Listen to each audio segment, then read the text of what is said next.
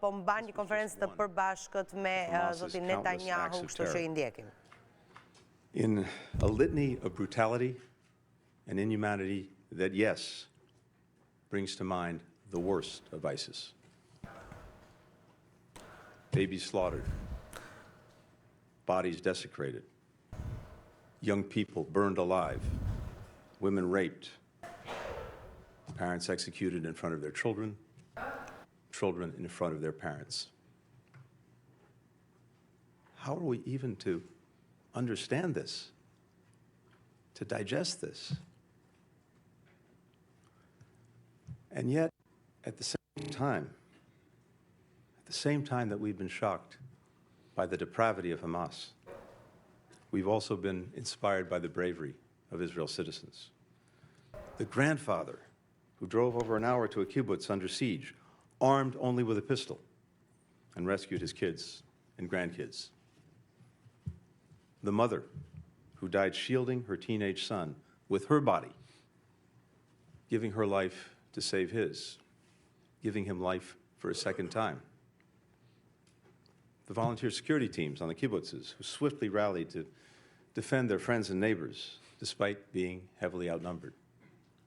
And we're lifted by the remarkable solidarity of the Israeli people, demonstrated in the long lines of people giving blood, in the hundreds of thousands of reservists who mobilized, some rushing home.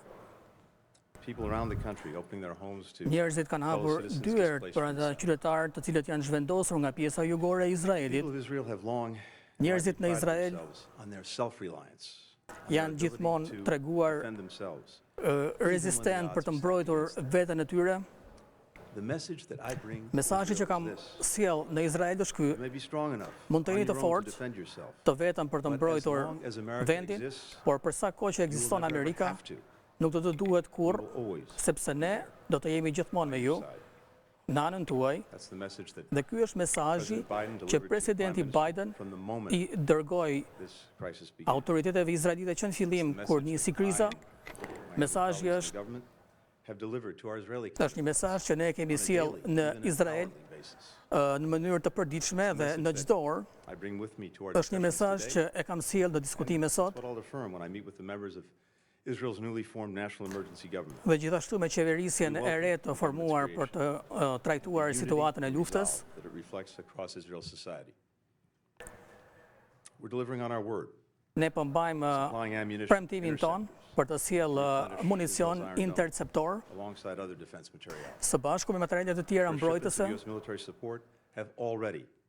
Ndërkohë dërgesat ushtarake kanë mbërritur dhe më shumë janë nisur për në Izrael. Ne do të punojmë me Kongresin që të përmbuschen të gjithë kërkesat dhe po ju them se ka një mbështetje dypalëshe për sigurinë e Izraelit në Kongres, këtu në Izrael dhe kudo në botë.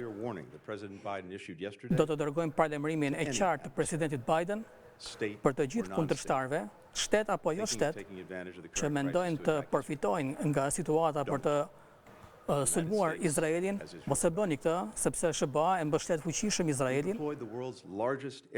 Ne kemi sjell në detin Meze luftanien e madhe, e cila është e armatosur. Ne do vazhdojmë të punojmë me Izraelin për të mbrojtur civilët dhe për të liruar njerëzit që janë marrpeng, ku janë të moshuar dhe fëmijë. Do përpiqemi që konflikti të mos përhapet. Shumë herë në të kaluarën, liderët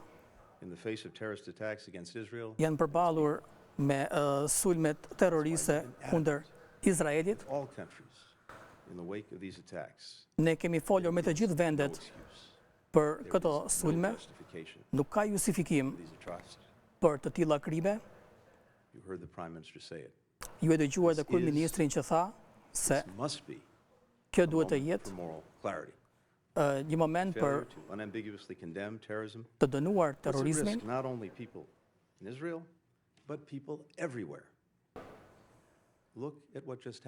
Shikoni se çfarë ndodhi. Individ nga 36 vende të vrarë apo të zhdukur gjatë sulmeve të së shtunës, nga Europa, nga Azia, nga Amerika, asnjë rajon nuk ka shpëtuar nga kjo ngjarje. Kushdo që don paqen dhe drejtësinë duhet të dënoj terrorin e Hamasit. Ne dim se Hamasi nuk përfaqëson popullin palestinez me kërkesën legjitime për të jetuar në liri, me drejtësi, me mundësi dhe dinjitet. Ne dim se Hamasi, në vend që të promovoj mirëqenien, drejton në mënyrë diktatoriale. Ne dim se Hamasi nuk i kreu këto akte në interes të popullit palestinez. Ne dim se Hamasi nuk qëndron në mbrojtje të së ardhmes për palestinezët dhe fëmijët e tyre. Hamasi ka vetëm një agjendë për të shkatëruar Izraelin dhe për të vrarë hebrejt. Asnjë vend nuk do të toleroj vrasjen e qytetarëve. Izraeli ka të drejtën, detyrimin për të mbrojtur veten dhe për të siguruar që kjo të mos ndodhë më kurrë. Unë dhe kryeministri Netanyahu diskutuam. Ne demokracitë jemi ndryshe nga organizata terroriste si e Hamasit. Ne vlerësojmë jetën e njeriut, dinjitetin e njeriut, dhe kjo na bën ajo që ne jemi, dhe jemi ndër miqt më të fortë.